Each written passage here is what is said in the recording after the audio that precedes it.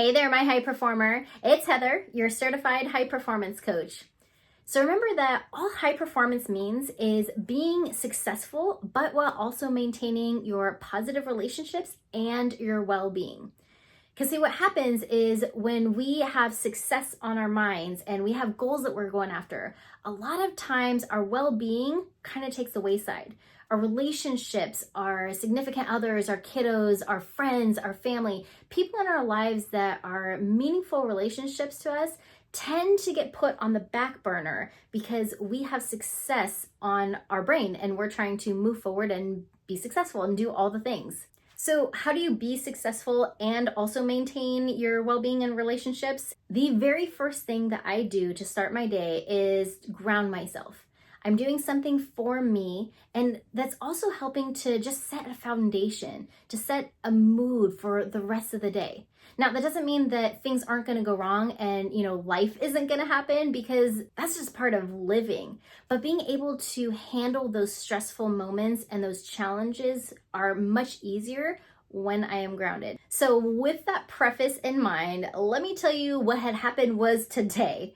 It was one of the hottest days of the week. So what do my kiddos like to do when it is blazing hot outside?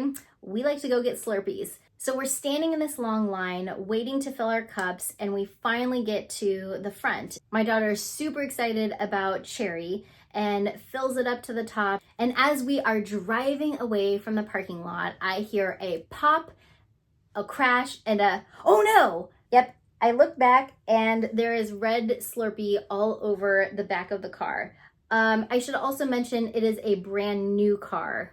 And my daughter immediately starts to cry and feels terrible about spilling this red Slurpee all over the brand new car. Now at this point, I probably have several choices of how I could handle this. One version I can tell you for sure is that the old me would have just flipped out and gone ballistic, which would have not helped anyone, particularly me, but definitely not my daughter, who was already feeling really, really badly about the whole situation. And here's the thing. If you just made a huge mistake and something really challenging just happened, isn't the last thing that you want is for someone to be yelling and screaming at you and kind of rubbing in the fact that you just made this really awful mistake? And it's okay, I'm upset. It's a natural emotion that would happen when something challenging occurs. So here's what I did instead.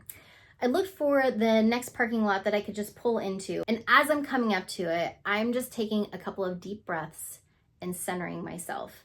I'm getting back to my grounded, centered place so that I can better handle these life situations. The difference is how you handle it and what things that you do, not only for your kiddo or whoever it is on the receiving side, but really for yourself. Find a place where you can ground yourself in whatever way that means for you and whatever is helpful for you to ground, get centered, because when you are grounded, you are better able to handle life's stressful moments. And it's okay then when mistakes happen, because that's life and that's part of living. And that's how we learn from our mistakes, and that's how we grow. And so at the end of the day, it is okay to make a terrific mistake. I hope this was helpful for you today.